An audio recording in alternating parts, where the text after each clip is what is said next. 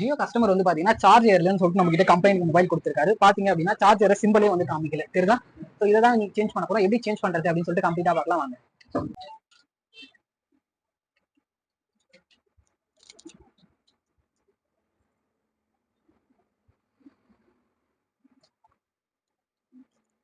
இது எது பண்றதுனா மைக் வந்து அப்பதான் ஹீட் வந்து தாங்கும். அதுக்காக வந்து பாத்தீங்கன்னா எக்ஸஸா வந்து நம்ம அப்ளை பண்றோம். அந்த சிம் கார்டு எடுத்தனால மெல்ட் ஆகி வீட்ல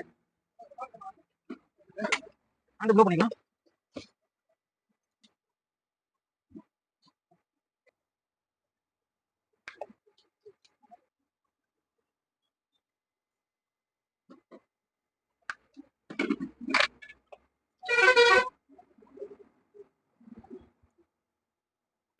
ஸோ இப்போ வந்து நான் சார்ஜ் வந்து ஃபிளக் பண்ணிட்டேன். பாத்தீங்க அப்படின்னா ஃபோன் வந்து ஆன் ஆக ஸ்டார்ட் ஆயிடுச்சு. சரிதா?